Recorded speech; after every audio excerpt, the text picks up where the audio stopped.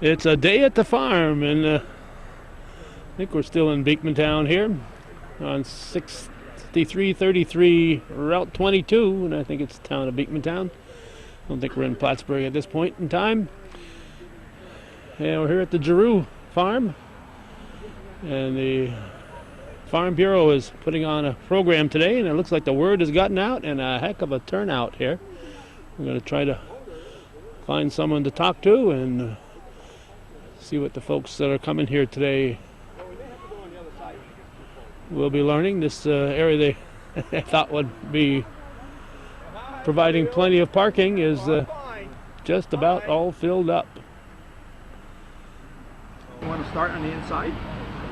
We're going to start right here, Joe Giroux. Yep. We're talking here with Joe Giroux. I'll call you the patriarch, or what are we going to call you? Yeah, that's good enough. Are you still involved with this farm, Joe? Absolutely. I still help. Only thing different now, I can do what I want. So it's your son or sons or what? Son. I have one son, Todd, who was the instigator of starting this robotic farm, and it's his responsibility to keep it going. Okay, so the Clinton County Farm Bureau is putting this on? Is that what's happening today? Yes, it is, along with the farm, yep. So this is not a typical day at the farm today? No, not at all, not at all. It was a lot of work to get here, so, yep. Okay, so this is the Farm Bureau does this about once a year? Once a year, yep. Last year we were at Country Dreams. The year before we were at Tony Lapierre's, and yeah, we'd like to educate our urban people on the value of farming. Yeah, and it's certainly got a good turnout today. And of absolutely. Course, sometimes you'd like to educate the people in Albany about the value of farming too, wouldn't you? Absolutely. That is to be the biggest problem we have now is, like we said, Farm Bureau's putting this on. We have all the issues with overtime for labor, workman's comp, day of rest, all the things that the governor in the boroughs of New York City do not seem to understand. They have no clue. They've never. Nope. They've stepped foot on the farm. It was just to buy an ear of corn or something. Yeah, you know, they have no clue what it takes to run a day by day. The weather is your master, and you know. We have our senator, who is not our senator, but the ag senator, lives in New York City, and that is kind of a shocker to us. That our person who represents us on the state ag is a city person, or just barely outside the city, but no farming is done in her community. So amazing. Yep. Just so, amazing. Yep. Well, we won't talk politics too much. No. Although you and I could probably do that for the rest of the day and not even argue. No. I see George is here, so is Country Dreams providing anything here today? Country Dream is providing the horse-drawn rides. We have Norm Davis with his oxen. We have Maple Syrup Group showing their wares. We have FFA and the FFA from Beekmantown and Ellenburg here. We have Master Gardeners here. Many different groups that want to show their wares on agriculture. So this is a lot of preparation right here by you guys to. Oh, it's been a long week. A farm is a farm, and we're trying to tell people this is a working farm. It's not one that's vacant at the moment. It's got a lot of things going on, you know. Yeah, so you gotta. And we knew that the interest in robotic milking was going to be quite a draw today, because it's the first in Clinton County. And hopefully not the first for long that other farmers will be interested in doing this, you know. Okay, so there are tours here today? Yes, there is, absolutely. Every 15 minutes.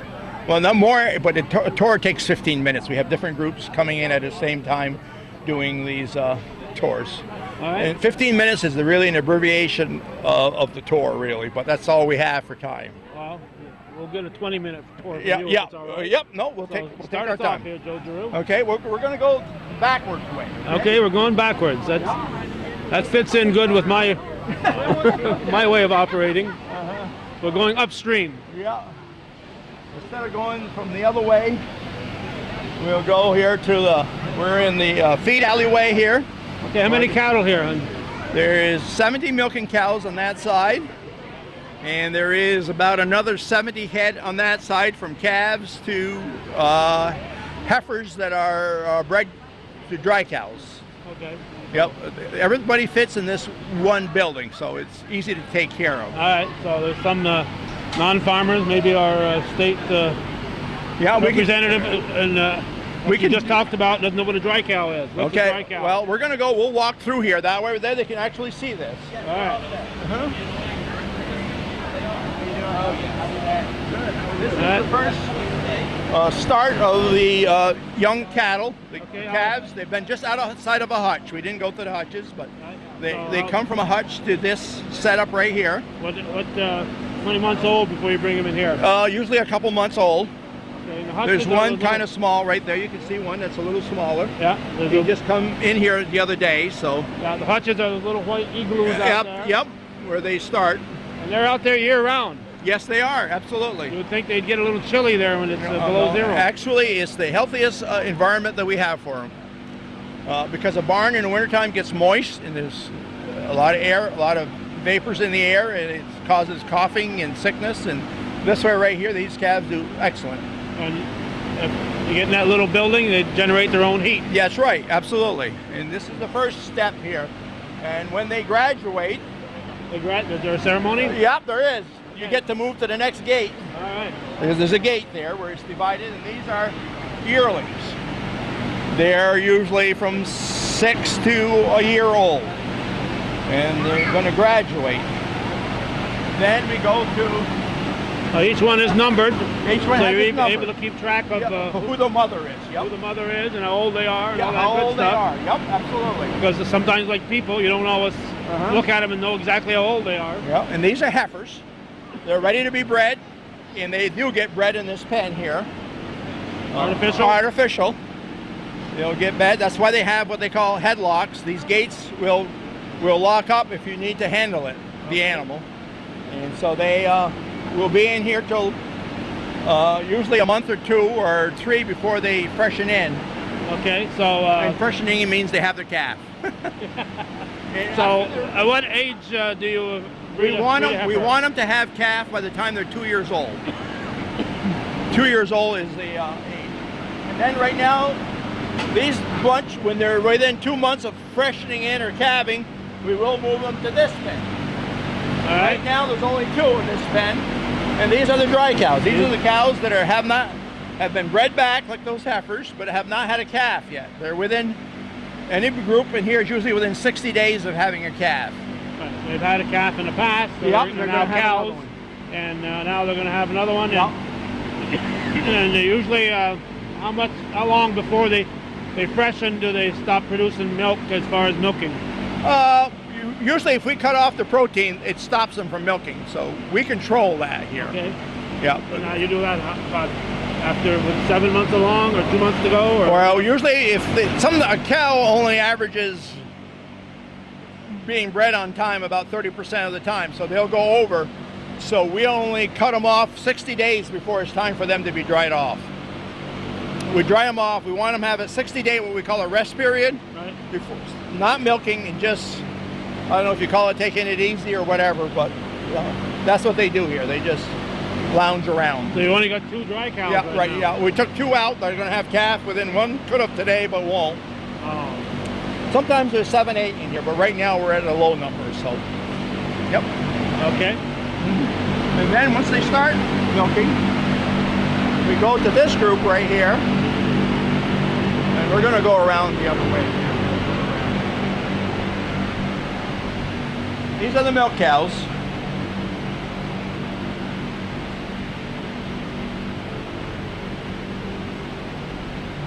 All right, we're going to shut it off here as we cross. They're having a drink there. All right, so very important that they have fresh water at all times. That's a part of producing milk. That's right. That's no water, no milk. No water, no milk. That's right. So now we're wide open here. Now during the winter times, I imagine these doors are all shut, and the walls have curtains on them. That's what we call curtains. All right. They're automatic. They open and close with the weather. Okay, and this is what they call a warm barn. This ceiling is all insulated. Okay, During the winter, this last winter, it wasn't the coldest winter in the world, but it was chilly. 40 was a low in the barn, so it was a very comfortable working conditions, and it's perfect for cows. Cows like cooler weather. At least that's what you try to tell them. Yeah, that's what we try to tell them. All right, your cows are And enjoying it. as we go, you'll see that we have fans right now running, is to keep them cool. Keep the air circulating. Yeah, And keep them producing. A happy cow is a cow that'll milk, so we have to do that. As you can see, we have sand for bedding. okay. All right. This is relatively new barn, so the stalls look relatively new yet. These stalls were just bedded yesterday with a fresh. Once a week we go through and we pull out the dirty sand and give them a fresh bed. So does it make better topsoil when it the sand? No, I don't think so. Because you got to spread it after. Yeah, well, this takes about a load a week, so it isn't a lot of sand. Spread over a couple hundred acres, it isn't a lot of sand. Where do you get the sand from? Mr. Dio, Todd Dio supplies us, brings us a couple tandem loads a week. Or every other week we go through a couple loads, because it takes a load to also do the heifers. The cats must like this too then. The what? The cats? Oh yeah, they do. They do. They have their own place.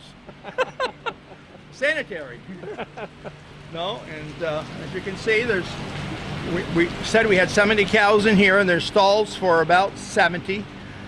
These barns are set up for 10% overcrowding. In other words, not every cow lays down all the time. So there's some eating right now, some getting milked.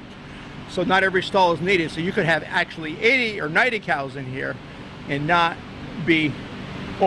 everybody would have a bed yet if they wanted it. So Now, are these lights on 24/7? yeah, half of them. So Because of the robots. Because of the robots. These cows can be milked.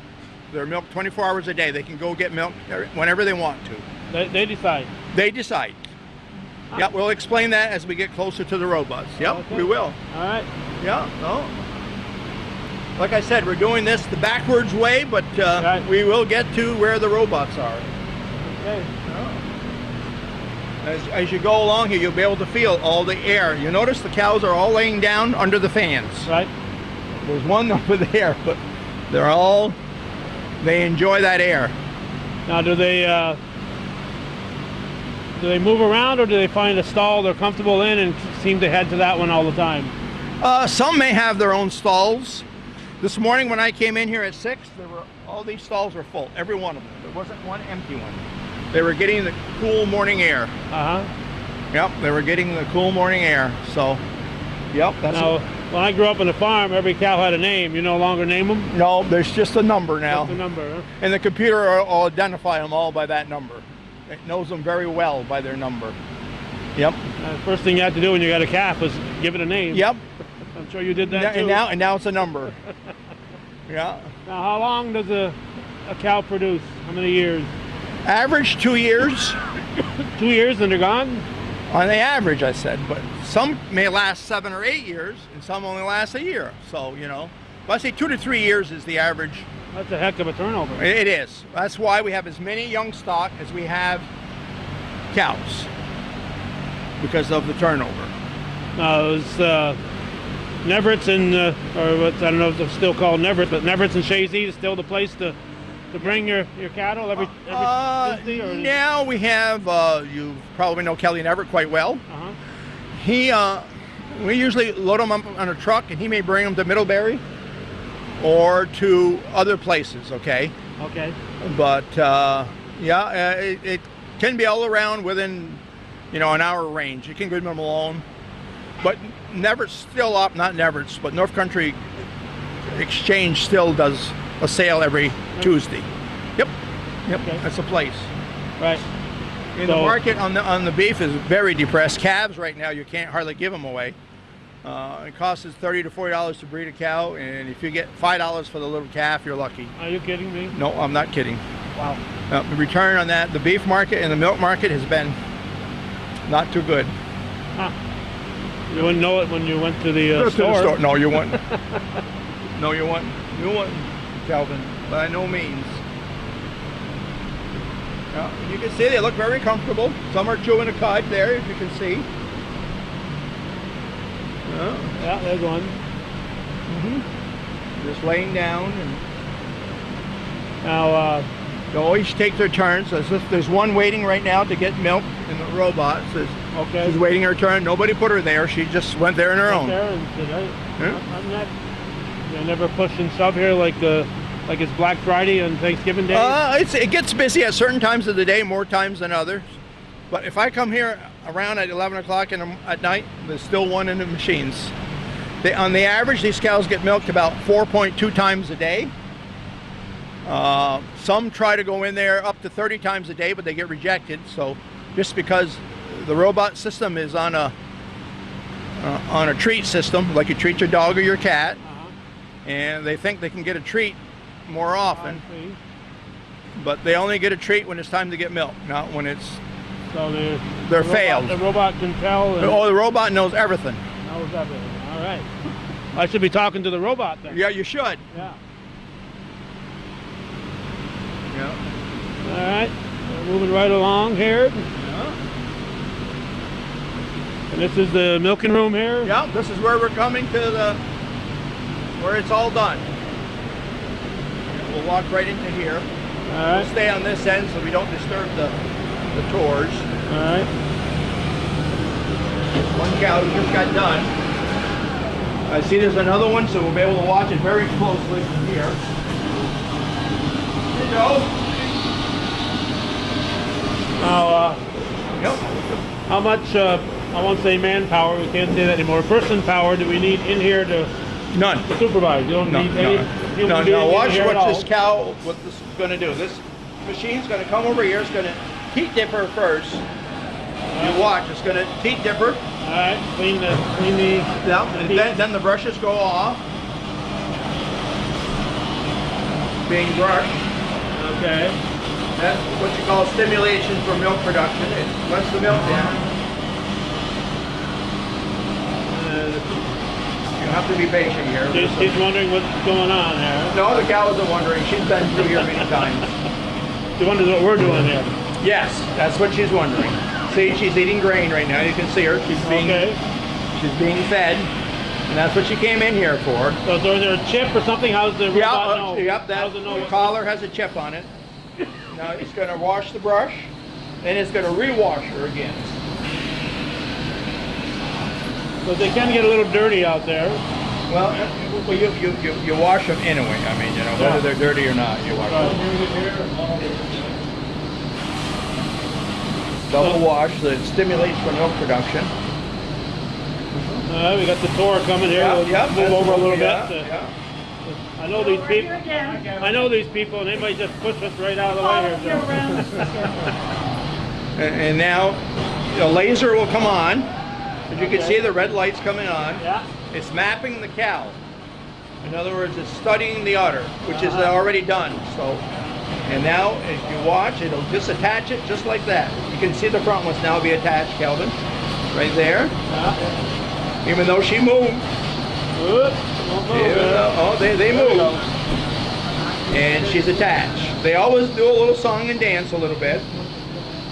And as you can see right now, it'll take about 12 minutes for her to be milked, 10 to 12. Sometimes a little shorter and sometimes a little longer, but they average about that. Right, if they've been in here 4 times, yep. It may not have a lot of milk that one of these trips. So there's a time period. You know, this 4 times, roughly 6 hours. So not all of them get milk themselves 4 times. Some only milk twice because we have to fetch them. But for the robot to kick them out, less than 6 hours, or well, it depends. If he just had a calf, she may get milked 6 times a day. Okay. What? If she's milked maybe 6 times a day, the robot tells it knows how often to milk her and not to milk her. So if this robot goes on the fritz, you're out of luck. It's automatic. This is set up to Todd's phone, not my phone. Within a second, he knows there's a problem. And it's up to him to come here and check it out. Whether that little line on the bottom is hooked to something, or something isn't quite right.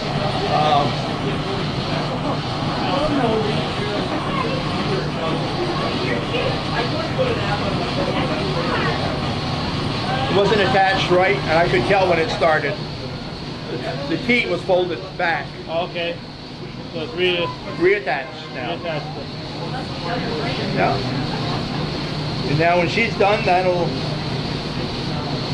be all computerized. So I'll show you in a minute here. We got some people here, so we can't move along right now. But, Well, this brush is getting washed, getting ready for the next cow. ready. Now I know when we used to milk cows, that we'd take the milker off and we'd check the udder to make sure it was pretty much void of milk there. You didn't want, because you didn't want mastitis if you left the milk. So the milking this off, and you haven't got to worry about that. No, and it's automatic. It'll milk each teat individually. It'll come off one at a time, not the whole bunch. So you can tell. It can tell. The computer can tell when each one has been milked. Yep, it can. Yes, it does. We do the conductivity test, and if it's above 7 or 8, it will reject for milk. So it's very sensitive to that.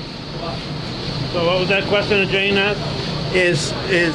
Can it tell you if it has mastitis? And this can tell you that the cow is going to have mastitis by having what they call a conductivity test. It's a 1 to 10 rating, and if it's on 7 or 8, that means that her milk could be ransomed a little bit, and it'll be collected. And it'll report it on the computer that we collected that cow's milk and it needs to be checked. So it'll go in a different area here? No? Yes, it will. We right now we can't. Okay, so it'll milk it, the cow, It will. but it won't send the milk into the Yeah, and after the sick cow is milked, it'll come here and every cow's, after she's milked, her milker is washed. Every cow has it, and when it has mastitis, it's disinfected so that it doesn't give it to the next cow. Yeah, it'll unhook and wash. Each pickup will be washed between each cow.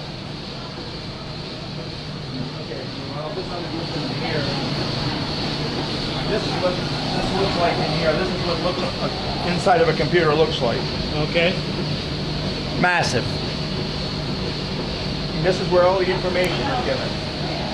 This cow's number is 977. She's given 9.2 pounds of milk. It took the last time we milked her, took 12 minutes.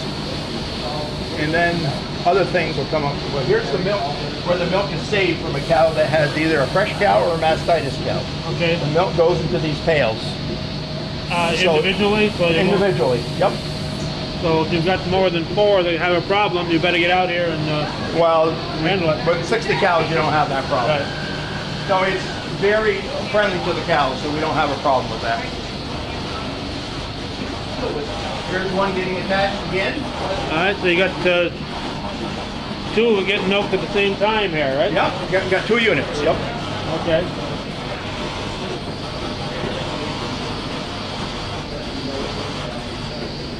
You always got to do a little song and dance. Didn't like the way it did it. It'll restart. We'll remap. I imagine the first time they come in here. Oh, it's a pain. It's got to be a. So It needs to be mapped.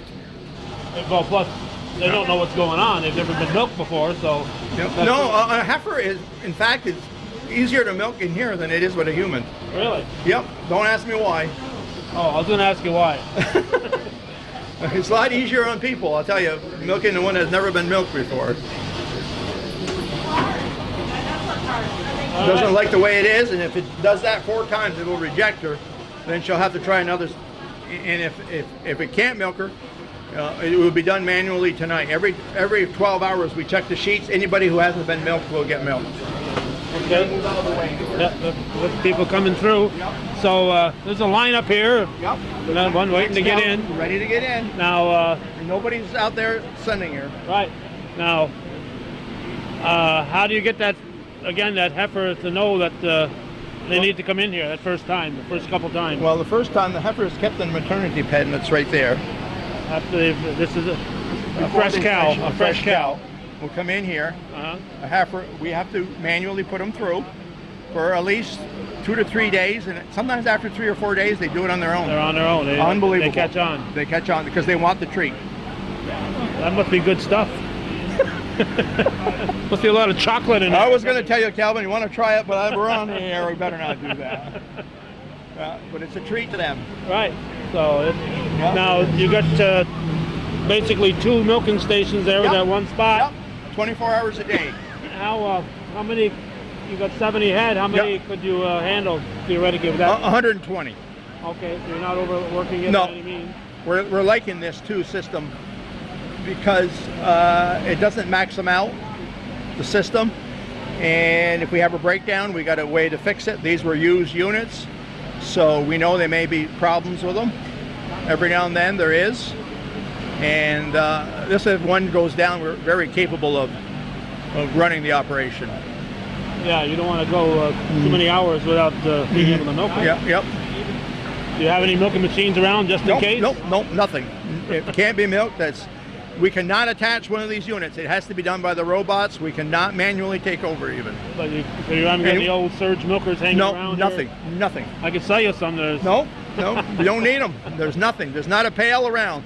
Okay. Nope, not a pail around. Everybody said that. Well, what are you going to do if you can't milk one? It's no such thing. No such thing. It ain't gonna happen. Yeah, it's as if you can. All right, all Holsteins? All Holsteins, yep. Yep. All right. All Holsteins. As you can see, we notice this in this system. The cows are much more docile than they are in a regular system because they have to be handled. Well, they don't have to be handled, but they're handled. We're walking among them. It's a different way of milking cows than the old days. Calvin talks about milkers and milk cows and bringing it to the stalls. These cows we walk through, if one is either ready to breed for the day, and sometimes if they're in heat they won't come to the units because they got other things in their mind, or they're not feeling like it, we go bring them here. So we have to walk among them. And so you do get a notice that, hey, so-and-so has shown up. The computer says she hasn't been milked in 12 hours or been milked in 10. We know exactly when they've been milked, at what time during the night or during the day.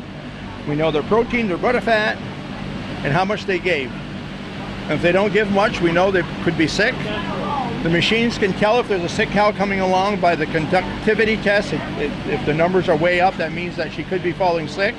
So we check it. We have them checked by the vet, which Dr. Palmer is here today, trying to explain his part of this operation. All right, so this is some of the cows. We've added some of the cows that came from Tony Lapierre's. This is one of Tony's cows right there. 3476 is the high numbers. There's a couple of cows we had to buy from Tony because we didn't have enough to start with. So okay, that's a familiar name in the North Country. Yeah. A neighbor of Calvin's. Just around a couple corners. It is around a couple corners. So yeah. Rusty Creek. Yeah, Rusty Creek Farms. So yeah, and this is the. We think we got a nice looking facility here. It looks very neat.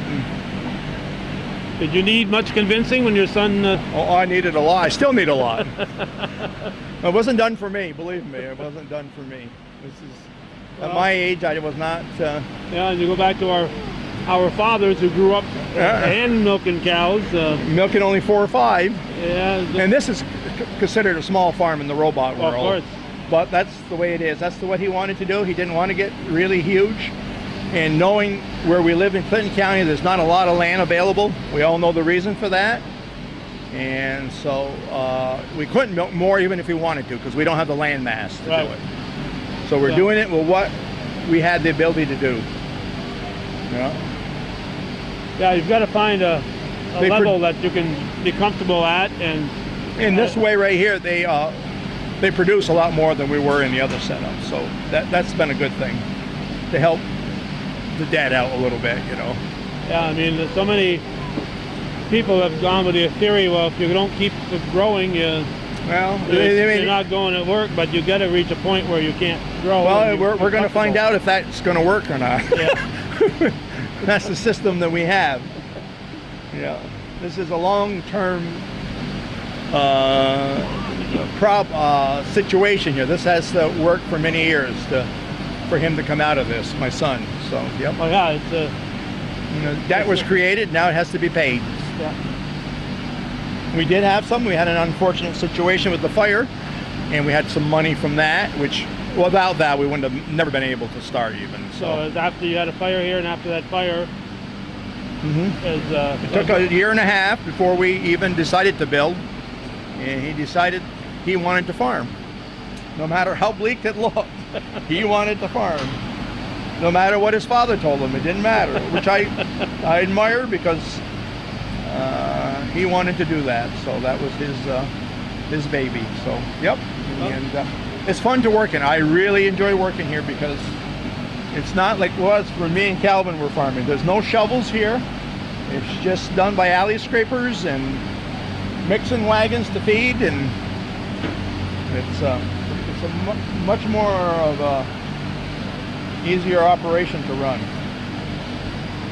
But you still gotta do everything to get it done, and you still do. It's a different way of farming. That's what it is. It's just a different way. That's all it is. It's not. But it cuts down on your labor, though. Certainly. We haven't yet, but it may someday. We're trying to do other things so that we can keep the 2 guys we had by doing other things, from selling sweet corn or selling hay or grain corn or whatever, to keep them occupied. Yep, keep the business going, and being able to have to. This has certainly been a blessing to my son as far as time with his family. It's usually there's no time. Well, Sundays now, we can do Sundays in a couple hours and we're out of here. And if he needs to do more, he can, but it can be done, not in a hurry, but done well and not taking all day. Yeah, I mean, yep. As you can see, if I come through here at 11 o'clock at night, I can see a cow being milked. Yeah. Yep. I'm sure. See, they're waiting. They're just waiting patiently. Yeah. And these machines, they wash 3 times a day. They get washed. They'll shut down for half an hour at a time, and they will wash the machines out. Yep, everything gets washed 3 times a day, besides being rinsed between each. And that is done automatically. Automatically. Oh yeah, it's. All right. Just like we have a little bit of a system here, I can take you around over here. All right. I'll shut the camera off again for a moment. Okay, Joe Giroux, where are we now? We're in the milk room. Okay. Not the typical milk room, as you can see. It doesn't just have a valve where the milkman comes in and hooks up. It's all automated, and when he comes in here, he hits the board over there.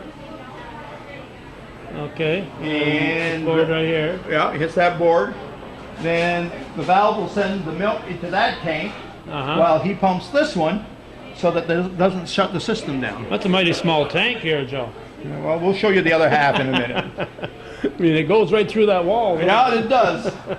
But that's the system, all computerized and run on valves, the whole thing. Yeah, but the milkman doesn't get his big muscles like they used to get there throwing those milk cans. No, not at all. I know. I know Junior Racine used to have some pretty good arms, our milkman, when I was a kid, grabbing those milk cans. Yep, and this is the 2,000-gallon tank that's filled about 3/4 full right now. Okay. Yeah. Hopefully someday. That's where all the milk is, money. Yeah, I guess so. We were talking about you, Kelly, so. We did. You're mentioned. It was. Oh, it was good stuff. Right here, it doesn't look really huge right here, but this is the command center. The brains. The brains of the outfit. It doesn't look huge, but they'll sit down at this chair here, and that will tell you all the information on each cow. What happened to her, how much she gave, if she was off milk, if she's not, whatever. This is the center. This is the robotic center. Besides, you know, the information is fed from there to here. So how much is a good cow given these days? A good cow will give 150 pounds of milk. With these here, we're averaging about 85 pounds a cow. That's daily. Yeah, and we need to do better than that. So, and we're working at it. But being that we're a transition farm, it's, you know, it takes time to get to Is that. part of it the cow getting used to being milked this way? That's part of it, and also building up the herd again. We lost half the cows in the fire, so we have to start over again, and that's taking some time. we're keeping cows maybe that we shouldn't a little longer than we do, and because they're not producing enough. So Well, they that's gotta why pay we their, call it. They got to pay their way. They got it up. Costs us money to get milk. I don't know if your father or you personally did it, but I know we had some 20-year-old cows that were given a quart of milk a day if we were lucky. And No money in that. no, Doesn't happen anymore. They're pets. It's a business now. they were pets. They Yeah, weren't. yeah. They weren't. In our days, when I only had 15 cows at my father's place, there was pets. There was, and he hung on to them for a long time because there would have been an empty stall. Now, an empty stall could be a profitable stall. Yeah, that's right. It's better to Than a no cow feed, not feed going in the Yep. belly for nothing. Yeah. Well, I got horses going by out there. Yeah, that's Country Dreams giving rides.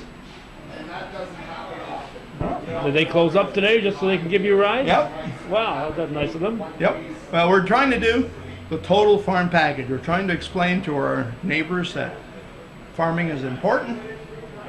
And if you want to go outside and see the machinery, we can do that too. Yeah, we got some youngsters right here through the window here who are Yep. taking the tour. Yep. The actual equipment that's not from a dealer is our own personal farm equipment.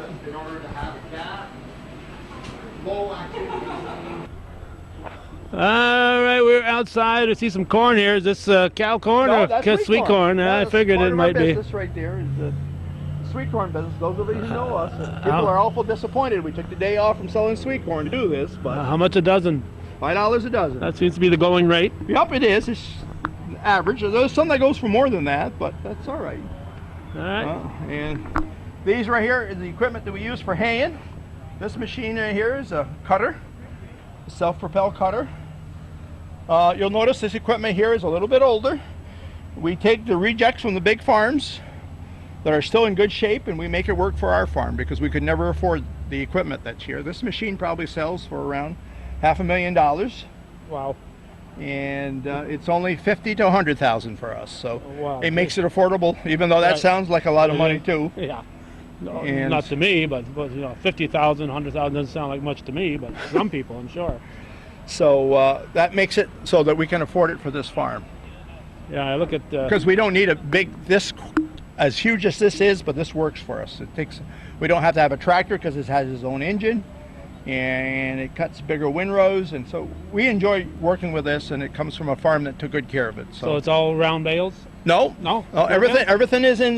We'll chop? walk around. Chop it? Everything is chopped. We turn around here, Okay. and here's the wagon and chopper that we chop with. And again, this is equipment that we bought. The tractor is. The chopper is always bought new because it's a vital piece of equipment for the farm. So it's a new machine. But the wagons and the tractor in fact, the tractor came from Rover's farm. Okay. And about 10 years ago or so, and that makes it more affordable because that's probably another $400,000 right there. So, in which it's discounted for us, because it's used. Now,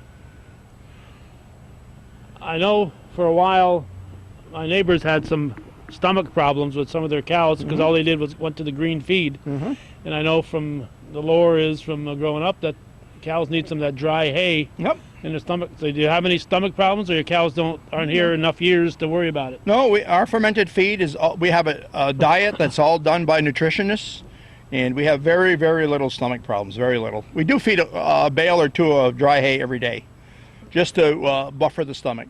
Yeah, because the cows Yep. they just seem to need that. Yep. Here comes that hayride again here. Yeah, the buggy. Yeah. And then, if you got a minute, we'll finish it up. I can show you the rest of it.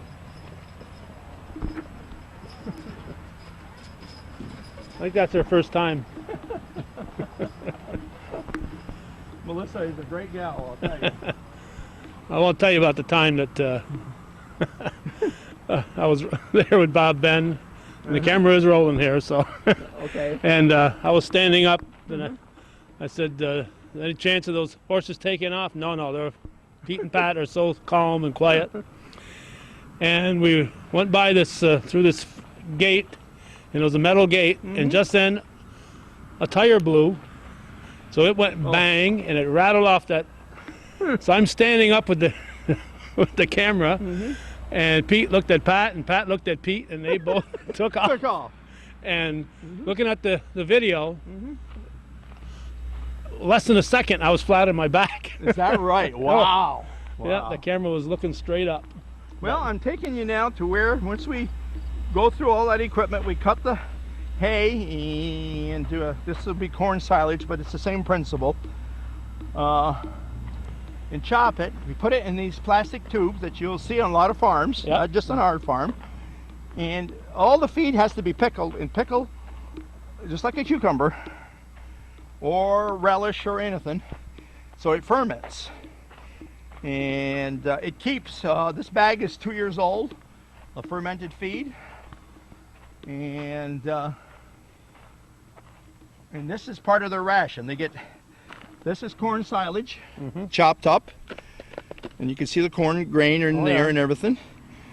And it smells good. I know you can't smell it if you're on TV, but Calvin can smell it. It's not smell-o-vision, no. Oh, and then that's part of their diet is right there. And we just got done chopping some haylage yesterday.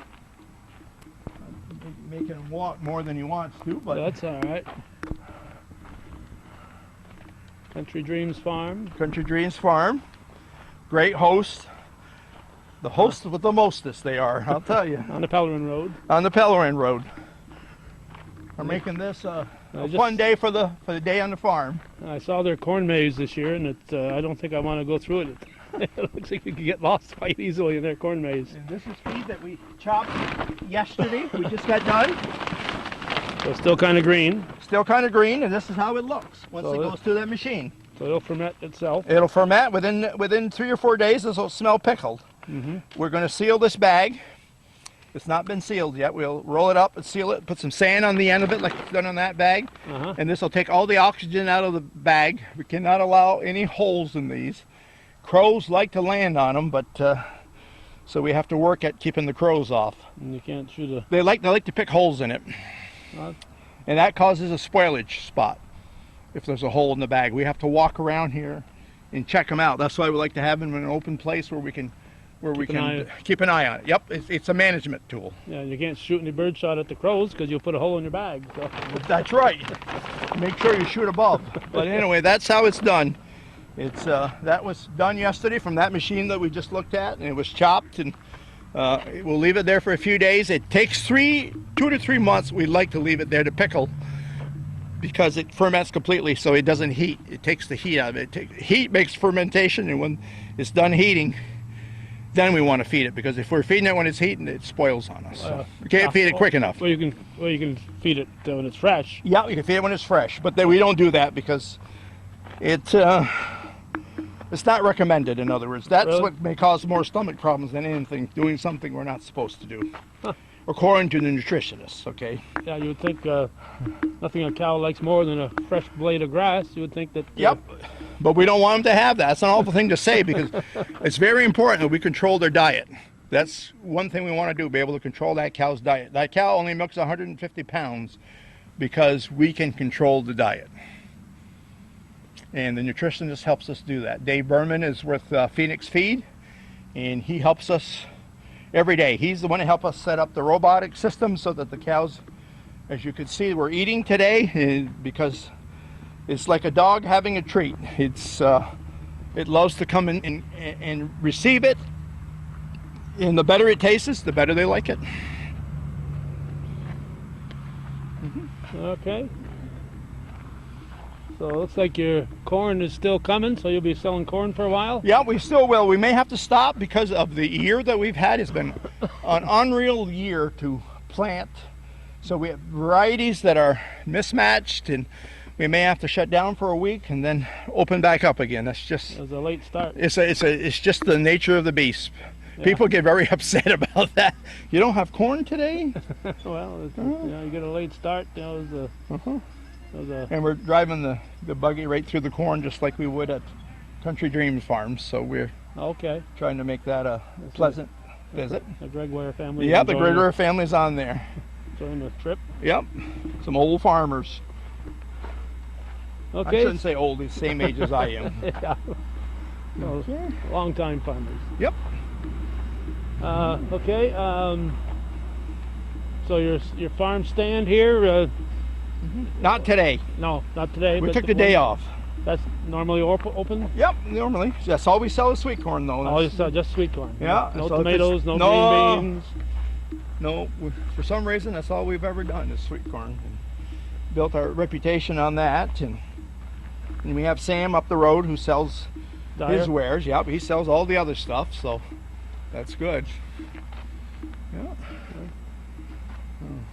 And Route 22 is quite busy. Yes, it is. It's a busy road to farm on. Very busy. I can imagine. Is most of your working land nearby, or? Yes, it is. It's within tractor's reach. Wow.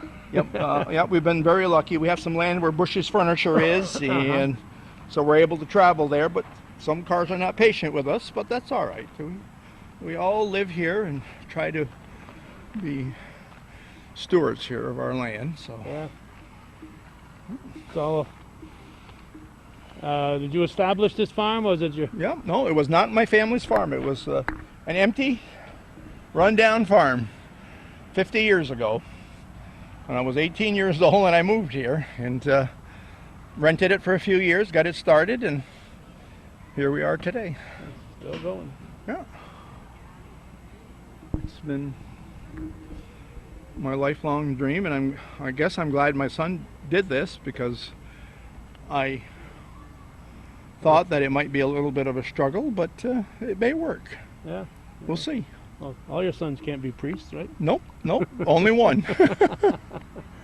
He's here somewheres today. Is he? Yeah, he is. Father Joe's around someday. Oh. Yeah. And he doesn't want to help out, so. He ran away when he got out of high school. He was gone. Yeah, it is not for everybody. And you got Lightning Lardy here? Hey, Garen? Yeah. He's not here every day, so don't stop in expecting to get a... Nope. He's not here every day. Nope, he is. He was more than gracious to do this for us, so. Yeah. All right, so you got representatives from the Farm Bureau. Who else is here today, Well, Joe? we have the Bee Association. We have FFA from Beekmantown in Ellenburg. We have Master Gardeners here. We have the feed dealers setting up a feeding system that looks like they're making a ration. Maple Syrup Association's here. Norm Davis with his oxen. Country Dreams Farms with their horses and some goats. And just a whole mishmash of people. From kids playing with toys to you name it. And it looks like the crowd is having a wonderful time. It does. You got the weatherman cooperated. Yeah, and they're milling around. And it's a comfortable day. The temperature's comfortable. You got a few clouds in the sky. Yeah, so you're but not that's all right. in the That's sun. all right. Yeah. There's no rain threatening that I know of. No. I hear a jingle jangle of hoofs in the Yeah. Oh yeah. That's harnesses right. behind us here. Coming up behind us.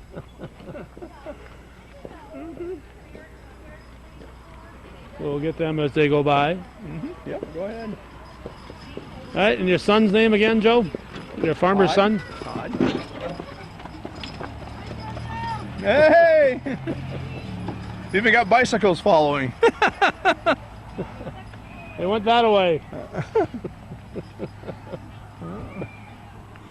Okay, anything else, Joe? I'm going to probably stop at a booth or two just to chat with the folks and there. I really appreciate you doing this. Oh, I appreciate you being so cordial.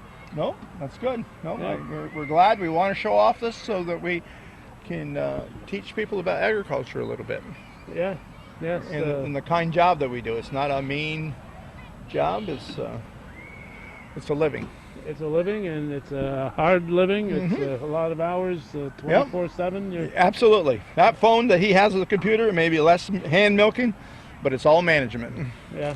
It rings if it's midnight and if something isn't going off, the phone automatically rings. Has the price of milk gone up a little bit? I hope? Just a tiny bit. Just a tiny bit. Not enough to save the world yet, but it's better. Yep. It's kind of discouraging. It is for me to see people try to work so hard and not be able to make it. See a farm that we have up the road that's going to be selling out in a couple months. It's very sad. Very, very sad. It is. It is. Yep. And it's going to continue if things don't get any better. I mean, Yeah, we need the right people to understand what the heck it's all about. Yep. All right, thanks, Joe. Okay, thank you.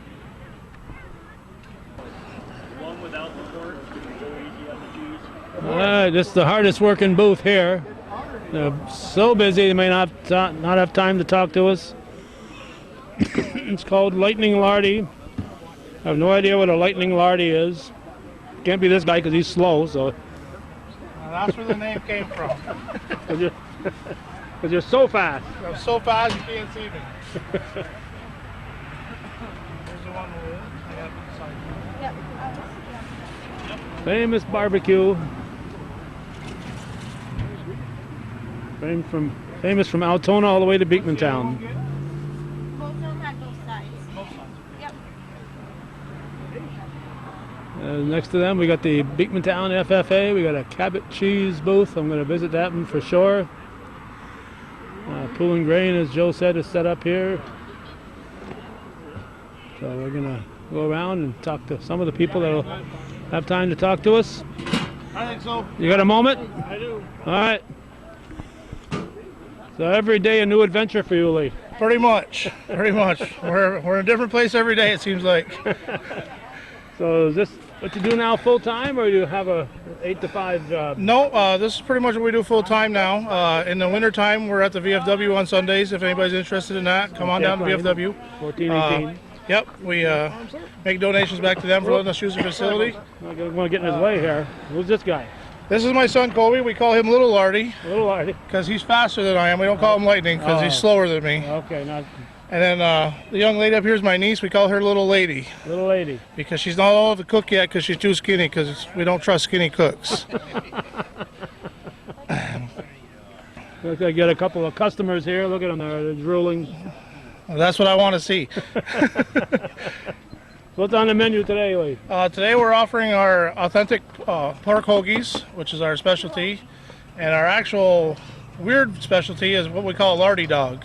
The smoked hot dog with pulled pork on it and smoked nacho cheese. Something we came up last year at an event, and once you try one, you want two. You want two? Uh-oh. I better not try one then. You better not try one because you want two. If I try two, I might want four. The Arnolds are visiting too here. They're master gardeners. Bring them around. They're right here. Yep. Well, you got them well trained here. Cody's ready to take over. We've been doing this vending thing here more and more. We're in the works of actually getting a vending trailer to make it easier for these type of functions. Because normally we're strictly catering, and but it's a lot of setup to set up the tent. So I've actually got a trailer that I'm going to look at in October down in Florida, and with my fingers crossed and my wife's permission, we'll have one. The wife's permission comes first. Well, right now that's still on the drawing board. So, but once she sees it, it's a lot of work setting up. But you know, it's a family thing, and we all do really well. Okay, how can people reach you, Lee? They can reach us with the phone number 518-593-1001, or they can look us up on Facebook under Lightning Lardy's Barbecue. And we do any type of event, and the weather doesn't matter. We do it year round. And obviously we can set up for vending events. If someone's having a fundraiser or something going on, they want some food there, we're more than glad to help out. And we always donate back. For example, today for the Farmers Bureau, we're donating back 10 to 15% of our sales today to them for letting me set up here on their property. And so far it's been a pretty good turnout. And yeah, great crowd. I was pretty amazed with the robotic system because I hadn't seen that yet. And maybe this afternoon we'll be able to actually do some cows in here because we went in and there wasn't any cows in line. But oh, really? Yeah. So we're going to try that this afternoon after we close up. But okay, watch the video. Watch the video. Yeah, watch the video, and make sure you support Calvin here. He does a lot of work around town, and I've got some money for you, Calvin. So don't walk too far away. All right, I'll shut the camera off in a hurry when this guy starts talking like that. Oh, it looks like Melissa's putting George back to work here. Now, this emblem is backwards, but I think I can figure it out. It's the FFA boat, the Beekmantown, not Northern Adirondack. No. All right, so how long has Beekmantown had an FFA? So we're going into our 4th year having an active FFA chapter. This is the 3rd year that I've been at Beekmantown. And who are you? I'm Veronica Crone. I teach high school agricultural education at Beekmantown. And we have a pretty active FFA, about anywhere from 80 to 100 kids in our academic classes in Ag Ed. and then about 25 active members in our FFA chapter. Oh, good. It's growing pretty good then. Yeah, very good. Now, I know at NAC they start them in the young as they can. How soon do you try to get your kids involved? So we don't offer any middle school ag classes at the time being, but that's our goal in the next couple of years. But I let kids in the middle school come to our chapter meetings. This young lady over here, she actually got started in 7th grade coming. She went to FFA camp with us and has been active. What's her name? This is Rebecca Riley. She will be a 9th grader this year and is very excited to take her first ag class. Okay, and who's the fellow with the behind me, this is Kenny. Kenny, he is actually a graduate of our program. He's an FFA alumni that came back today to give us a hand. Kenny Mackenzie. Mackenzie, all right. Yep. Yep. He came back to help out. Yeah, he found a lot of value in our ag classes in the FFA chapter, and he wants to give back and help out when he can. He lives locally still, so he likes to help us out. All right. And I don't know if you know, but over there, that's our program's maple evaporator. So we tap trees on school property, and I have some students that tap on their own property and bring their sap to school, and we boil. The last year and this year we made 2.5 gallons each year and sell our syrup. 2.5 gallons? Yeah. Doesn't take you long to sell 2.5 gallons. No, it doesn't. It sells very fast, and a lot of people that bought from last year and didn't get in on this year's, they're already wanting orders for next year. So yeah. All right, so that'll grow hopefully. Yeah, that, and this year we got a grant. We have honeybees on campus, and we'll be harvesting our first about 50 to 60 pounds of honey the first couple weeks of school, and we'll be selling honey as well. So pretty good. Oh, okay. So you've got the booth here today, and it looks like you've been busy. Yes, we've been very busy. We're selling maple cotton candy, popcorn, and we are trying our hand at soft serve ice cream, which is very soft. But very soft. We want to support the dairy industry. All right. Anything else I should ask you? I don't think so. That was pretty good. All right. Thanks for chatting with us. Yes, definitely. They should definitely try it. It's very fun. All right. Join FFA at Beekman Town. What do they need to do? To join FFA, all they need to do is come to a meeting after school. We're actually the statewide FFA organization is affiliated, so any student in an ag class is a part of the FFA. There's no dues or anything like that, so they can come to any event, go on any of our extracurricular activities, and learn about ag. Yeah, and it's not future farmers anymore. No, it's just ag. Just youth leadership organization based in premier leadership, personal growth, and career success. So. All right. Thank you very much. You're welcome. All right. I never passed by a Cabot cheese booth without stopping in. Who am I talking to? I'm Rose Gomez. Rose Gomez, you work for Cabot Cheese? Yes, I work. Cheese taster? Or what today I'm the cheese taster. Usually I work with a lot of our farmers in the co-op and in our marketing department. So I know Todd Giroux pretty well. He his family is part of our co-op of 800 farm families, and we have almost more than half of our farms are actually in New York. So it's great to come over to New York and sample macadam and Cabot cheese. All right, so you headquarter out of Vermont, do you? I work in Vermont, yes, out of an office that we have in Waitsfield. We have a couple locations, but yeah. Okay. Yeah. So macadam is in Chateauguay, and it's part of the Cabot family? Yeah, it is. So I've got everything here today for everyone to try. I've got the macadam Adirondack sharp cheddar and some Cabot seriously sharp cheddar for everyone. So yeah. Yes, once I had my first piece of seriously sharp, I've been buying some on a regular basis. Oh, good.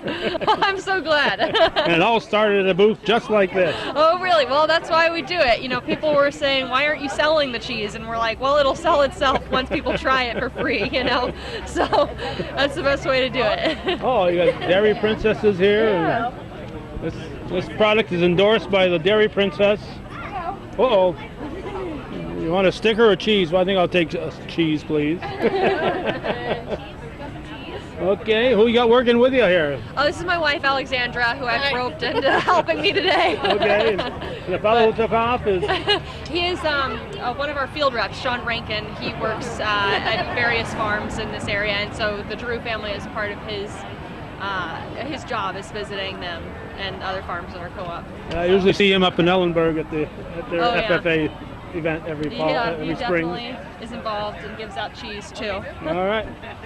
So people can just take a little fly with them too if they. Yeah, we have covered the cheese for the whole day, but as soon as it's open. But it comes wrapped too, so you can take a wrapped piece. So. Yeah, you can take All right. Anything else I should know? It's our 100th anniversary. Happy Cabot's 100th anniversary. anniversary, so we're celebrating that. It's 100 years since the co-op that started the brand first started. So yeah, that's been kind of exciting for us too. All right. So So happy anniversary. thank you. Nice chatting with you. Yeah, good talking to you. Thanks. Okay, last time I went to a day on the farm, it was in Coopersville, just by the Corbeau Creek, and Rusty Creek Farm, I think it was called. Yeah, I think I yes. saw you there. I think so. Yes, it was at our farm. That was a little while ago, back in 2012. But this is a biennial event, and this year we're touring one of the latest innovations in technology in Clinton County here at the Giroux Farm. All right, we're talking to Tony from the Rusty Creek, Tony Lapierre. You ever called Lapierre, are you? Yep, Lapierre, yep, all kinds of different ways. You say Lapierre. I say Lapierre, yes. But it is Yeah. spelled Lapierre. Yes, it is. Yes, it Technical is. spelling. So you're giving tours, you said, also? Today, part of the on the day of the farm for the Clinton County Farm Bureau is we're if for people who want to donate towards the Farm Bureau, we're giving tours. In order to see that, we get every 15 minutes. We have 3 or 4 of us here that are familiar with the layout and the technology and able to answer people's questions. And I'm fortunate enough to be able to do that today for All the right, Giroux. no, but you don't have a robot milking system on your farm. I don't have a robot Yet. system on my farm yet, but actually my son, Alec, who just graduated from college, did an internship with Laley, the company that put these in, and he actually helped install the 2 robots that are here at this farm today. really? So, yeah. Oh, okay. Yeah. That's interesting. Yes. But you milk a few more cows than the 70 We they're do. milking right here. Yes, we do. We milk, we currently have about 500 milkers, yes. So here where they've got 2 robots, it would take us like 8 or 10 to handle our cattle if we were to go with that technology. Well, you got to weigh everything, the manpower it takes and everything else. And You do. You do. There's one question I didn't think to ask Joe is you're milking them 4.2 times per day. I think he said it averaged out. I assume that means production is up a little bit per cow. Production is up, I believe, not only due to the robotic technology, but also Joe was originally in a tie barn. I think they were somewhere in the range of 65, 70 pounds average per cow. And once they moved into this facility, along with the freestyle, which the cow is able to go to and from as she pleases, along with being milked, they actually increased production quite significantly, like about 20 pounds a cow. So, you're looking at 25, 30% increased production just because of better environment. Same cows, same feed, so obviously the environment is better for the cow. Yeah, and once you pay for the robot, you haven't got the manpower investment that you need every day. It does help with the manpower, the laborious chores of milking animals night and morning, but it still does not eliminate. You still have to be a cow person. You still have to be able to understand the information that this technology gives you, and to better take care. It allows you to do a better job of taking care of your animals. Okay, number 3476 was back there. You remember every cow, every heifer you get rid of? Pretty much, yeah. Todd, at the time, unfortunately, because he had lost quite a few animals in the fire, had to replenish his stock, and Todd and I are good friends, and we were able to work out.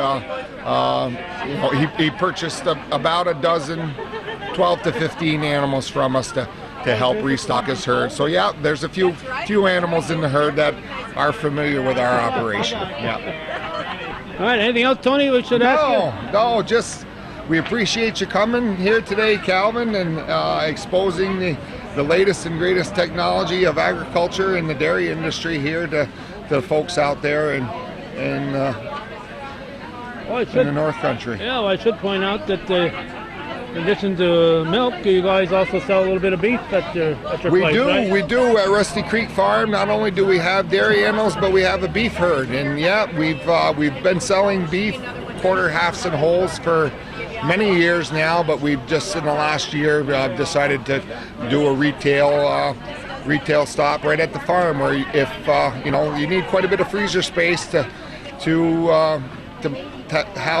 put have a cow, whereas you can just come to the farm and get what you need and bring it home with you for dinner that night.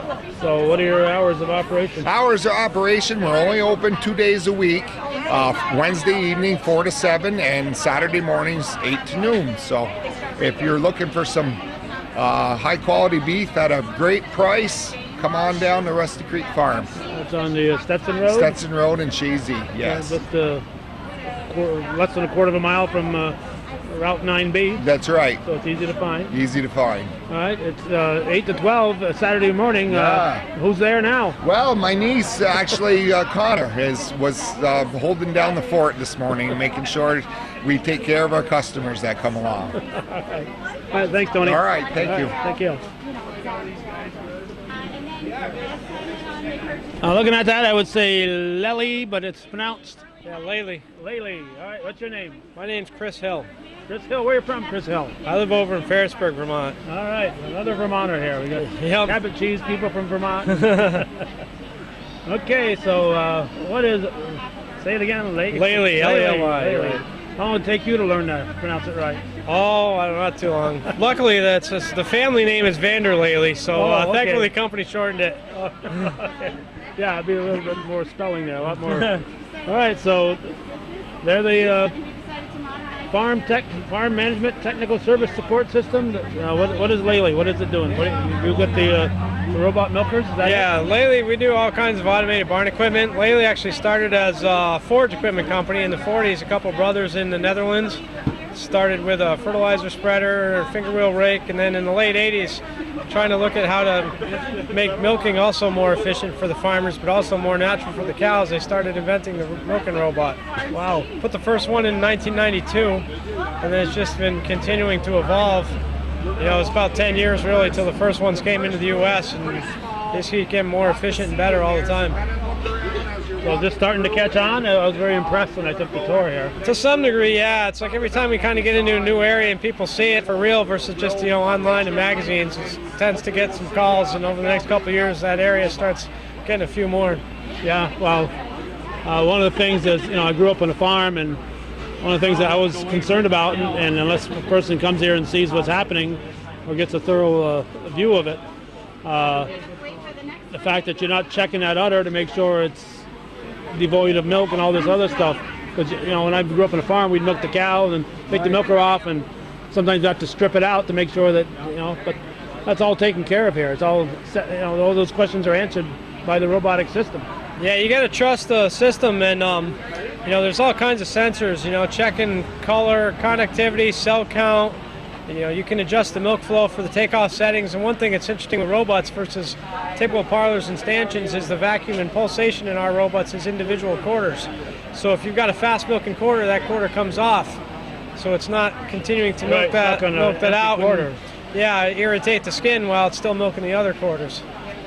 So it handles each quarter on its individuality, and so you might just have one still milking away there, and the other three might have dropped already. But that's the way it is with some cows. Some cows just have a little tougher that they want to hang on to that quarter a little bit more, it seems like. Yeah. All right, so how did you get involved with this? I was doing nutrition for a grain company up and down the Champlain Valley, and kind of overlapping with my now boss Paul Godin, seeing some of the robots going in. My background I did research at Minor Institute about 12 years ago on cow comfort, so I've always been interested in ways to make the cows do better, perform better, be more healthy. And I heard my boss was looking for a salesman as the company was growing, because he was kind of jack of all trades, trying to keep up with everything. And it just seemed like a neat opportunity, and now I've been doing it close to 5 years and really enjoy it. Oh, so how long has the robotic system been in the States, you said? I think the first ones in the U.S. were in 2002, and I think Canada like 1999, if I remember right, something along So those it's been lines. around for a while then. Yeah, or Almost yeah, 2 decades. Yeah. might be a few years earlier than that. But Yeah. So you were at the minor farm, you said, for a while. So you got to stick your hand inside the cow and all that good stuff. oh yeah, Cow yeah, stomach I've done there. all that. All the local schools, the kids go there and they they get to see inside that cow's stomach and they're impressed. Yeah, exactly. All right, well, I'll let you get to work here and maybe sell one of these. Have you sold? Maybe sold today, 3, 4. I'd like to. We'll see. We're getting a good impression. People seem to be, really impressed by the system and how it's working, and also just how calm and quiet and natural the cows are. Okay. All right. Take care. Thank you. All right. Should we drive? Caitlin, do you want to drive the robot? Somebody's going to drive a robot. What is this display? Who are you folks? We are Team Beta, Team 8397. We're a community robotics team, and From where? from all over. We have team members that are homeschooled from PHS, from Peru. We used to have some teammates from Seton. So- And we are based in Plattsburgh Based in Plattsburgh. All right. at the Transportation Museum. Yep. I was there a couple of years ago and I saw a group putting on their demonstration. What's your name? My name is Christopher. Christopher. You got a last name? No, I don't know. No last name. Christopher. Christopher Neruther. Neruther? Yes. Don't ask me to spell that. All right, I won't. And your name? Olivia Kenny. Raphael what? Olivia Kenny. Kenny. Okay. I could probably spell that one. So what do you got to show us today? Well, if And who are these people over here? You know Over their there we names? have, on the far side, is Gideon Sayward. In the orange hat, Harrison Smith. And in the jacket is Caitlin Neruther. Any relation to you? Yes, sister. Ah, I thought so. All right. is the robot going to turn on? She's going to run the base of the robot, which uses what's called mecanum wheels. What those allow us to do is move in any direction, so forward, backwards, straight to either side, go in a rotation like that, or go in a diagonal motion. All right. And this is a robot that we use to compete in the First Tech Challenge competitions this past season. We made it all the way to Worlds, starting at qualifiers, and then made it to regionals, and then eventually made it to Worlds with that robot. All the way to the World Championships? Yes, Wow. in Detroit. All right, so at the competition, I'm trying to recall here, it has to pick up something and move it from one place to another. Yes, that is correct. So in each corner of the field, there's what's called a crater, and inside the crater, there are gold and silver minerals, which are plastic wiffle balls and cubes. Uh-huh. And what our bot has to do is pick those up and then sort them into different compartments. And for each mineral you score into a separate compartment, it gives you a certain amount of points. You also have to be able to hang your robot off the ground at the end. All right, and the robot is being controlled at all times. And so the first 30 seconds, each match is 2 minutes and 30 seconds long. The first 30 seconds is what's called the autonomous period, where everything is pre-programmed. Okay.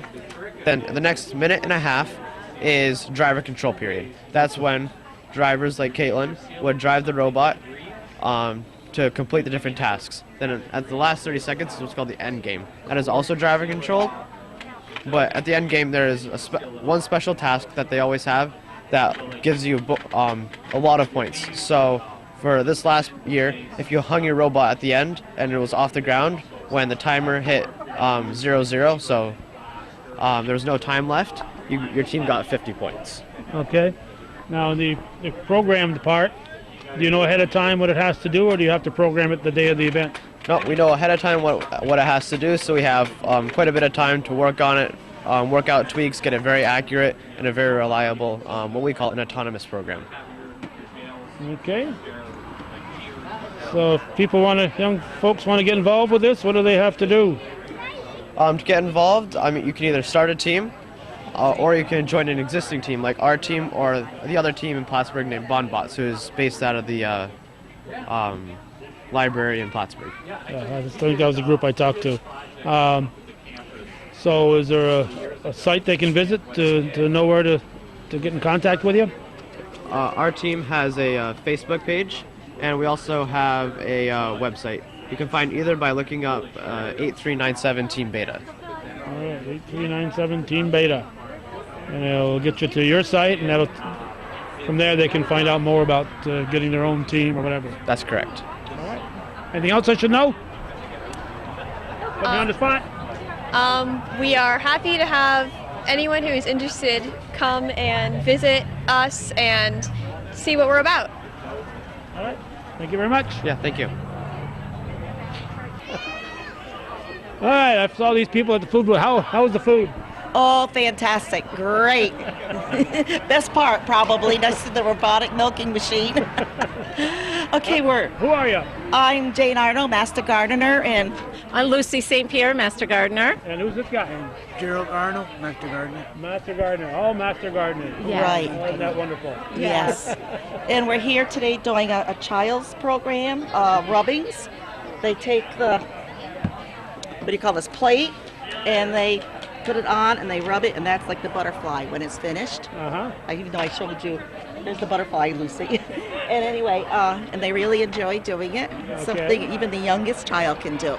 All right. But we go to a lot of different places and do projects With youth. We mostly work with youth. Our team does. And then for adults today, we had a pamphlet on ticks and Lyme disease and where to get the local foods in the area. So we can hand that out to the adults. All right. And this is the Are you handing out the nutrition cards? No? The health department did a program last night, and they had cards that people could go to food stands and send out with the groceries. Well, isn't that nice? Yeah, the farmer's market and that. Yeah. We nice. work at we work at the farmers market every Saturday. Yeah. And we hand out information on local food and ticks and Lyme and different bugs, diseases, tree diseases and that. So we got to share bugs around here, don't we? Oh, we do. And ticks are really big. Yeah, the ticks this year are bad. Yeah. So how was the gardening season? It got off to a slow start. It sure did. My tomatoes are ripening now, though. Yay! So, but yeah, I think that overall they're good. How about you guys? Good. We have the Japanese beetles now, though. They're visiting us. Yeah. All the way from Japan. Right. Do they have cameras? Usually Japanese visitors have cameras. They do. They do. And they come by the you herds. send pictures home to their friends. Come on down to Arnold's. Okay, so you're having a good time here? We are. It's a wonderful event. Yes. Yeah, wonderful. Yeah, I'm glad they got a good turnout and they had a nice day for it. So there you go. If people wanted to learn more about Master Gardeners, what do they do? They would call the extension office. Clinton County Cooperative Extension. Yep, at 561-7450. All right. Any bug problem, plant problem, bring in a sample even and drop it off, and they have people there that research it and give them a holler back and tell them what their problem is. Okay. Or if you just want advice on how to... Anything, yeah. Yes. Yep. Soil pH or... Right. Anything. Thanks for chatting with us. Okay, thank you. As I was roaming around, Velma Perrier and this lady here said, I'll tell you about our quilt show this year. Who are you? My name is Jean Welch, and we have met many times before. I drive by your place often when I'm going to Plattsburgh. You should stop. I have a quilt block on my fence. Quilt block. Okay, what is that up there? That is called a barn quilt. A barn quilt. And it is 6 feet square. And it has been living in our garage that you've gone by all the time. Right. And when their barn burned here, we usually always stop here and buy corn. And, the whole barn quilt trail thing is very popular in other areas of the country, of the U.S., Canada. And so I was thinking, gee, why can't we have that happen around here? So I talked to Mr. and Mrs. Giroux about it, and this is a Cabot cheese farm, so the son wanted the colors to be Cabot cheese colors, which are red, black, and white, and then Mrs. Giroux wanted a friendship block, which the center of that is a friendship block surrounded by four patch blocks. So in Florida over the winter, I started making some 2-foot quilts, and then about I would say a dozen other campers in the park started making quilts, and we ended up with about 20 of them that people would put out each day by their RVs. And it ended up that suddenly all this traffic was coming into the park to see the different blocks. So when we got home in the spring, I got the wood and set up in the garage and started this for them. And luckily everything worked out right. The weather, paint dried, there was no running of the paint. So everything worked out, so it was able to be done for this. And that's it. That's the story. So Okay, so it's not a quilt, but it's... it is a block of a quilt. It is made out of wood. No quilting involved. Thank needles. heaven, no. Not this time. You must have had a tall ladder to put that up there. Were you scared? I did. Were you scared? I came in by parachute to put that up. No, the Giroux put that up. Of course, they have... They wouldn't let you do it? They wouldn't let me do it, and I was very happy about that. Oh, I thought you were going to tell me you were No, disappointed. I don't like ladders. So, do you like quilts, though? I love quilts. Have you ever been to that quilt show in Plattsburgh? Oh, I don't think I've ever been there. I hear it's coming up. It is coming up the last weekend in September. 27th and 28th, I think. 27, 28 at the Field House on campus at Plattsburgh State. And I've done all of the layout for it, and we have about 250 quilts that will be on display for the 2 days that the show is open. That's the Champlain Valley... Quilters Guild of New York. And Champlain Valley in Vermont also, yes, right? there is. Champlain Valley Quilters Guild, Vermont. But we are New York. Right. So, yeah, we're looking forward to the show. It happens every 2 years. And we have a lovely raffle quilt that is our primary fundraiser for the Guild that we will be selling tickets for. I wish I'd thought to bring it today. And a lot of demonstrations. I think there are 13, 14, 15 vendors coming in that will have fabrics and, you know, all kinds of good things that quilters like to buy, hopefully. And the really nice thing is that as we are an aging group, I'm not quite sure what you mean by that, but go ahead. Take my word for it. We have, you know, there's a lot of up and down on ladders to set up all the racks and to hang all the quilts and to do all of that. We're really, really lucky that the Plattsburgh State kids have come through, and they're very active volunteers. And so we have about 30 of them that come in and help us set up the racks, get up on the ladders, hang the quilts, and then they come back in on Sunday and help us take the entire show down. It's really, you know, just phenomenal that these kids just back in school, young adults, are taking the time to help us out, and we truly appreciate it. So hopefully this is the first barn quilt you're going to see, but not the last. There'll be more on the way. My big thing is to recognize the hard work of farmers and their families, and, you know, the devastating things that happen, you know, the fire. And my next one is for my next door neighbor, and it won't be quite this large, but and his barn burned many, many years ago. So, and then another friend whose same thing happened. So these are for farms that have had fires? Is that the idea? I would like to think that, but anybody who wants to come over, I'm welcome. Really eager to give lessons if you want to learn how to do it. Okay. It's a little tricky. I think I'm better company than you two, but oh well. So that's the story. More fun than YouTube. Yes. Ah. Thanks, Calvin. Thanks. So you'll. I saw these young ladies over getting some cheese. You like Cabot cheese? Yes. All those in favor of Cabot cheese, raise your hand. All right. All right, we're going to do this one at a time here. The princess, is that the princess in the middle? Right? Yeah. You look up to her? Oh, do I have to say your name? My name is Jamie Lynn Helm, and Jamie Lynn who? Helm. Helm, okay. I'm Clinton County Dairy Ambassador, and I've been in the promotion for 3 years. All right. Going on my 4th. Are you a bobcat? I go to Chateauguay School. Chateauguay, you're a bulldog. Yep. All right. Dairy Princess, prior to her, was from Chateauguay, Harrigan. Yep. Yeah, you know her, huh? Yep. Yep. All right, anything else you want to tell us here?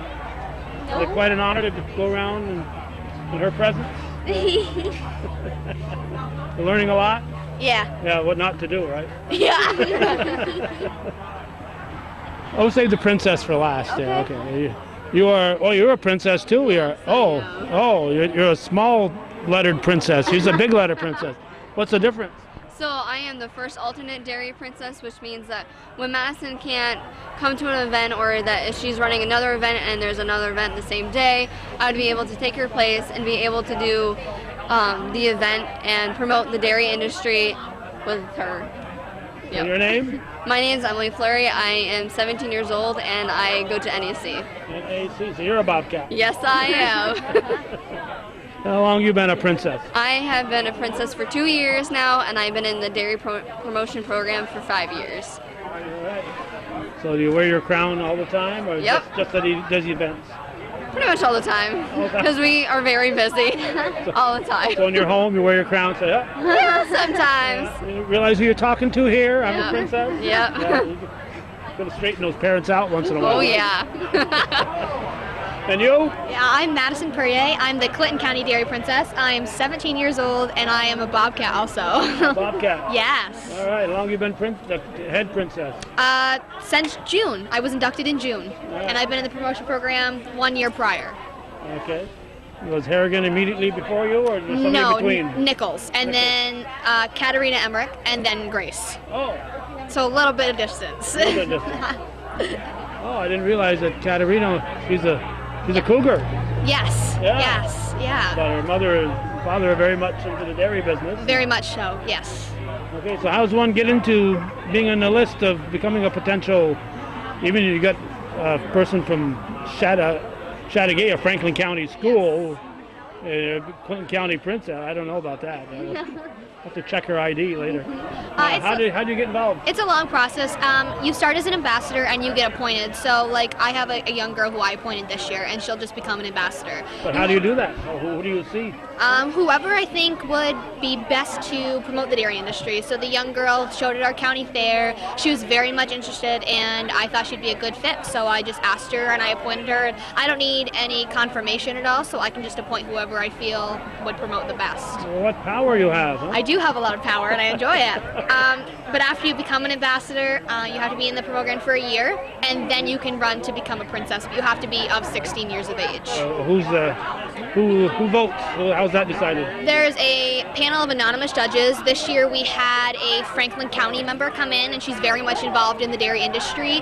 And we had, I can't remember her name, but she's also very much involved. She works on a dairy farm also.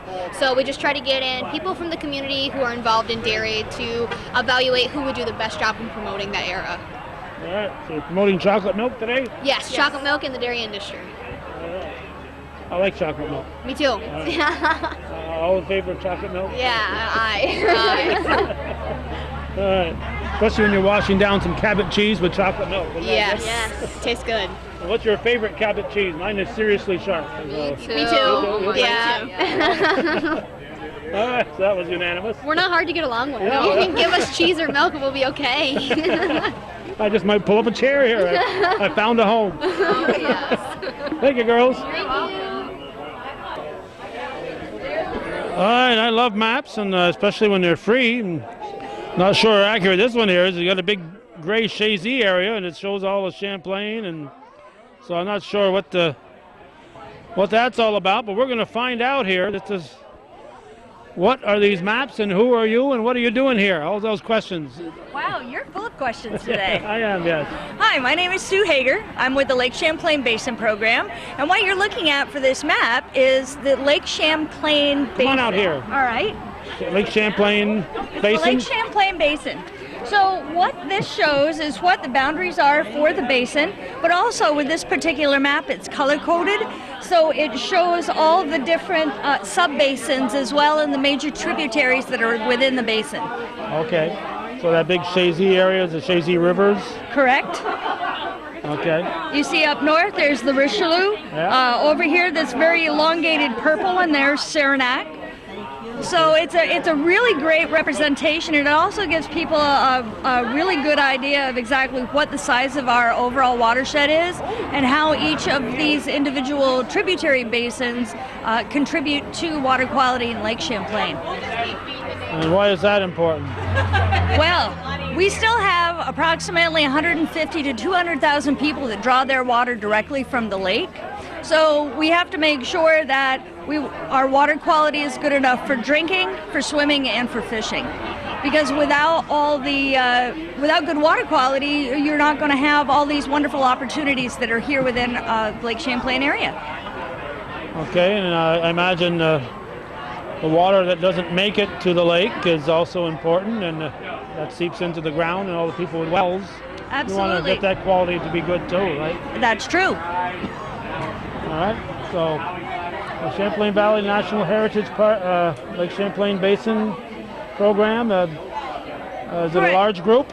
So the Lake Champlain Basin Program was put together because back in 1990, the Congress had designated Lake Champlain as a lake of significant importance on a national level. So that's when they put together the Lake Champlain Special Designation Act. What that does is it helps with funding to make sure that we can do improvements to improve our water quality here within the basin. Lake Champlain Basin Program, not only do we offer opportunities to the community where we can come in for educational purposes, presentations, but also too, we work with a lot of different entities, so government agencies, we work with citizens groups, we work with towns in order to do things that will help to improve that water quality. So here in Clinton County alone, we've been able to supply over $500,000 in funding for those local implementation grants. Also, too, we've also been able to support with technical grants as well. So things like manure storage and management, being able to work with the county soil and water district in order to help them with funding for a vacuum excavator, in order to have that available for towns and entities to clean out their catch basins. I mean, it's what's really great about the Basin Program is that there's so many things that we're able to do to help our local communities, and to me, that's really what matters. And education, I'm sure is part of it. Oh, absolutely. The sign says here to keep your grass 3 inches high, get your mower lower, and leave the clippings there. Yes, sir. So one of the initiatives that we've done with our Lawn to Lake program is the Raise the Blade campaign. What we ask is that folks or businesses participate by raising their blade to no less than 3 inches. Make sure that when you do cut, that you cut no more than 1/3 of the grass at a time height-wise, and also to leave the clippings because that's an automatic self-fertilization. Okay, now is it more important closer to the river than you are? If you're a couple miles from the river, does it really matter? Everything really matters, because one of the important things is once you have a root system, because of that 3 inches, that helps to hold the soil together, and that will help to reduce erosion. And also too, if we are letting the clippings sit, then we aren't requiring anywhere near as much fertilization, because we don't want phosphorus into the lake. We can get fertilizer that has 0 phosphorus, but keeping that to 3 inches to help that erosion, that's really where everybody can start doing something. It's easy to do. It doesn't cost anybody anything. it's a great way to participate and be part of the solution. Okay, is there a website or a Facebook page or both that people can go to? Yes, sir. Look for the Lake Champlain Basin Program on Facebook. Also, too, you can go to our website at www.lcbp.org. All right, thank you. You're welcome. All right, we're trying to get everybody that we can who wants to talk to us. Who are you? My name is Pete Hager. I'm the district manager of the Clinton County Soil and Water Conservation District. I just talked to a Hager, H-A-G-A-R. That would be my wife, yes. She's over that way. Yep. Who's keeping an eye on who? Well, I guess both of us. All right, so you're with Clinton County Soil and Water Conservation. So what are you doing to preserve our soil and water here? Well, so that's our job, is we're the local agency tasked with protecting the water quality and soil resources of Clinton County. So we work with a lot of farmers to implement, good practices for soil erosion, to prevent soil erosion, apply their manure more responsibly, and help with environmental planning of small and medium and large farms. We have a lot of different programs. We have some equipment that we rent out for conservation use. And we also help obtain grants, to help farmers pay for all these things. Okay. You get involved with trees, with forests? We do a little bit with trees. In the spring, we have a tree sale where we help residents, buy trees and plant trees for conservation purposes. We help to implement stream buffers. If a farmer wants to protect a stream, we can help him to plant trees along the streams, fence out the stream so the cattle aren't, walking in the streams. I've seen a lot of that over the years. Huh? Oh yeah, and that's something that they should stop doing. We help farmers to implement a lot of cover crops. So a winter cover crop will prevent soil from eroding in the winter and the springtime, and then they can plow it under as a what they call a green manure to help add nutrients to the soil. Oh, so the cover crop has no harvesting value, just to... So generally not, because they want to be able to plant their next crop as early as possible, but sometimes it can be harvested as forage or hay. So if, like this spring, we had some farmers that grew cover crops that, it was so wet they couldn't get the cover crop off, so they did harvest it as a hay crop. So what is the cover crop? The cover crop is a winter rye. It's a cereal rye that you need to plant in the fall, and it'll start growing, and then it'll grow quite fast in the spring. Okay. But it does have some value if you do end up harvesting it. It does have value. Yep, you can harvest it and use it for feed for usually heifers or dry cows, or you can actually let it mature and harvest it as straw.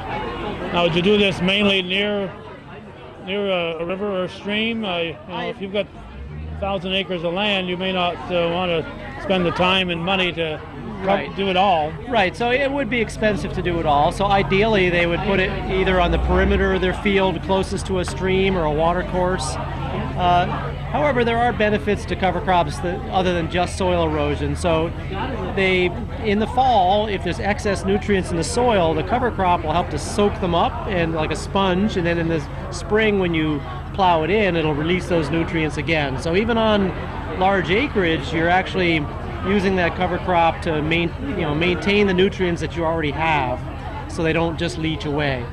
So there's soil health benefits. That's a big thing of concern to a lot of farmers, is making sure their soils are healthy and stay productive. Yeah, but as long as it doesn't become cost prohibitive, because I'm sure it takes time, it takes investment. You got to buy these seeds to plant. Correct. So we got to buy the fuel to run that tractor and the time and everything.